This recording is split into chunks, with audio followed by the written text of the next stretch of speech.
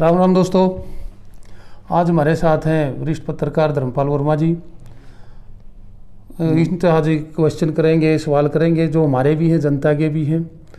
विरोधियों को लेकर पूरा हरियाणा ये सोच रहा है क्या होगा, कौन सी पार्टी की वहाँ से जीतेगी, कौन सी नहीं जीते है, ये बहुत ऐसे चल रही है। और सबसे बड़ी बात यहाँ पे एक और देखने को मिल रही है कि लोगों को अब तक ये पता नहीं कि बीजेपी का उम्मीदवार, बीजेपी अपनी पार्टी का कैंडिडेट देगी कि जेजेपी का देगी, क्योंकि दोनों संगठन से सरकार चला रही है। तो ये बहुत असमंजस हो रहा है। जी धर्मपाल जी, आपका स्वागत है। नमस्कार जी। आपने ये जो सवाल किया, ये एक सार्वभौमिक सवाल है। इस सवाल का जवाब पूरे हरियाणा के लोग चाहते हैं जी। इसका जवाब ये है कि आज भारतीय जनता पार्टी किसी भी रूप में अगर हम इसकी स्टडी करें सारे हालातों की, तो वो उसका जो हाथ है वो हमेशा पहले भी ऊपर रहा था, अब भी ऊपर रहेगा। कि ये जो प्रचार था कि भाई जेजेपी का कैंडिडेट हो सकता है और सिंबल बीजेपी का हो, ये संभावनाएं हैं, फार्मूले हैं, लेकिन इन फार्मूलों के पीछे भी कुछ सैद्धांतिक चीज़ें भी होती हैं। भारतीय जनता पार्टी एक राष्ट्रीय पार्टी है, उसका उम्मीदवार पिछले चुनाव में भी दूसरे नंबर पे हारा है। ऐसे में वो जेजेपी को मतलब अगर आगे लेके चलता है, अपने सिंबल पे चुनाव लड़ाने की बात करती है भारतीय जनता पार्टी, तो उसको अन्यथा लिया जाएगा। लोग कहेंगे कि भारतीय जनता पार्टी ने सरेंडर कर दिया है कि 2 साल 1.5 साल बड़ी हुई पार्टी का, इसका मतलब उनके पास उम्मीदवार ही नहीं था। विपक्ष के लोग इसको सवाल उठाएंगे। दूसरी बात यह है कि शुरू में हालात कुछ होते हैं, बीच में कुछ होते हैं, अंत में कुछ होते हैं। और ये जो प्रचार है या ये जो फार्मूला है सो कॉल्ड, ये सारा भी कार्यकर्ता, उम्मीदवार, वो दूसरे लोग वो अपने हिसाब से चलाते हैं। किसी जेजेपी के नेता ने या किसी बीजेपी के नेता ने सैद्धांतिक रूप से किसी बार भी एक बार किसी प्लेटफॉर्म से ये बात नहीं कही है कि ऐसा है। दूसरी बात ये है कि जो अब भारतीय जनता पार्टी की तैयारियां हैं वो 100% ये लगती है कि वो अपने उम्मीदवार की तलाश कर रहे हैं या अपने उम्मीदवार को तैयार कर रहे हैं, उनका ही उम्मीदवार चुनाव लड़ेगा। इसकी काफ़ी संभावनाएं बनती जा रही हैं। नहीं, अगर देखिए जाए संगठन की अगर बात करते हैं, चलो अगर बीजेपी अपना उम्मीदवार करती है, आप कहते हो सेकंड नंबर पे था, तो थर्ड नंबर पे जेजेपी भी थी। नहीं, वो भी कहीं ना कहीं ये संदेश है, अगर मान लो जेजेपी का जो वोट बैंक था 32,000 के समथिंग, जो भूपेंद्र मलिक थे जेजेपी के कैंडिडेट थे, वो पीछे लेके गए हैं वोट।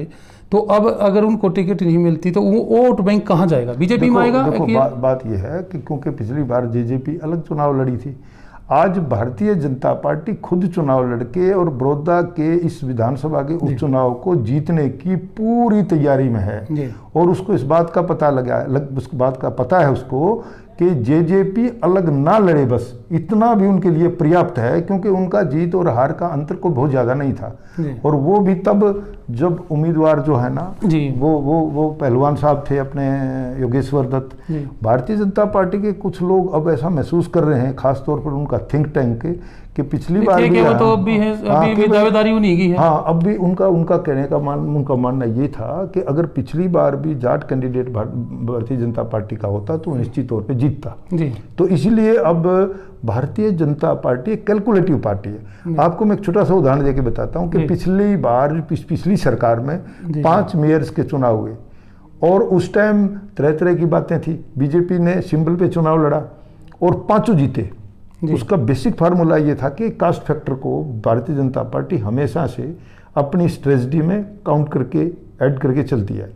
अब जैसे मान लो कहीं एमएलए पंजाबी थे तो क्या नाम कैंडिडेट अग्रवाल समाज के बनिया को दे दिया, मतलब जहाँ बनिया एमएलए था वहाँ पंजाबी को दे दिया। चलो यही स्ट्रेटजी एमसी का चुनाव कर इसके अलग अलग है, क्योंकि वो बिल्कुल शहरी है और शहर में पंजाबी और बनिया की वोट बैंक ज्यादा होता है। फिर ये सुनो, ये ग्रामीण है, ये शुद्ध तौर पर ग्रामीण हल्का है। इसमें वहाँ जहाँ पंजाबी और बनियों की हम बात करते हैं, अग्रवाल समाज की बात करते हैं, यहाँ जाटों और गैर जाटों की बात हो जाती है। आप देखो कि भारतीय जनता पार्टी की जो प्लानिंग है क्लियर है बिल्कुल। नहीं उनका लगता है ऐसा कि उनको ये लगता है कि पार्टी के इंप्रेशन में तो हमें गैर जाट वोटर मिल जाएगा और उम्मीदवार से हमें जाट मिल यानी कि जाएगा। आपका कहना है मतलब भारतीय जनता पार्टी अब की बार जाट कैंडिडेट देगी? निश्चित तौर पर मुझे लग रहा है नहीं, अगर ये फार्मूला भारतीय जनता पार्टी ने अपनाया हाँ जी जाट कैंडिडेट का, तो ये बताइए कि जो जाट वोट बैंक है वो तो बढ़ जाएगा कई जगह।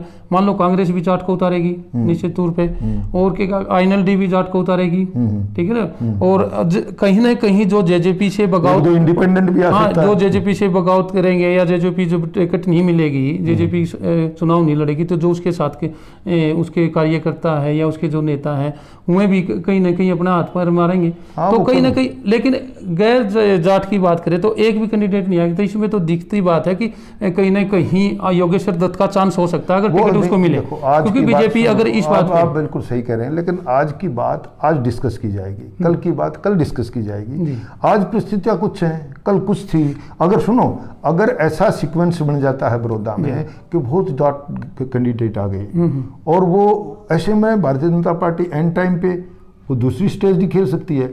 वो एक मिनट लगेगी। और आप एक बात मान के चलिए कि भारतीय जनता पार्टी को ज्यादा उससे वोट से नहीं आ रहा था। मैं वही बात कर रहा हूँ ना, वो फासला बहुत कम है, वो बहुत और कम है। जेजेपी भी उसके साथ आ रही है, वो अलग नहीं जा रही। वो जो 32,000 वोट जेजेपी के खाते में आए थे, कहीं ना कहीं 15-20,000 वोट बैंक बीजेपी का बढ़ सकता है। योगेश्वर की आसान जीत है। देखो आप एक बात अगर देखिए, हाँ आपको एक मैं बात बता दूं कि अब जेजेपी के नेता भारतीय जनता पार्टी में रंगे हुए नजर आने लग रहे। हाँ, ऐसा लगता है कि जैसे वो उनकी बात में हाँ मिलाने को तैयार हैं। आज वो कार्यकर्ताओं को जो भी कहते हो, लेकिन अंदर से एक नीति जो तय होती है उसके हिसाब से ये लगभग तय हो चुका है कि भारतीय जनता पार्टी जो फैसला लेगी, भारतीय जनता पार्टी जो चाहेगी, वो उसकी पैरों में पैर मिलाएंगे, उसी उन्हीं के जिलों पे चलेंगे। आपका कहना ये है कि दुष्यंत जी कहीं ना कहीं बीजेपी की जो पॉलिसी है, बीजेपी की जो नीति है, उससे प्रभावित हो गए, कहीं ना कहीं कल बीजेपी के ही हो सकते हैं। देखो वह तो संभावनाएं तो बहुत होती हैं, लेकिन मैं आपको बताऊं, अब जो राजनीतिक लोग सोच रहे हैं ना, समझ रहे हैं, वो लगता है कि दुष्यंत चौटाला अपना भविष्य भारतीय जनता पार्टी में तलाश रहे हैं। मैं आपको एक छोटा सा उदाहरण और देके बताता हूँ। अभी इनसो का स्थापना दिवस था कुछ कई दिन पहले, तो अजय सिंह चौटाला थे उसमें, दुष्यंत भी थे। इनका जो बॉडी लैंग्वेज बदल जाती है ना किसी चीज की, तो लोग चर्चा शुरू कर देते हैं। उसमें जो पहनावा था अजय सिंह चौटाला का, आप उनके कपड़े देखो, वो जैसे बीजेपी के लोग जिस तरह के रंगीन कपड़े पहनते हैं, भगवा कपड़े पहनते हैं, अब की बार उनकी वो ड्रेस थी, और वो अब जो सफेद कपड़े पहनने की उनकी पुरानी पहचान थी वो बदल रही है।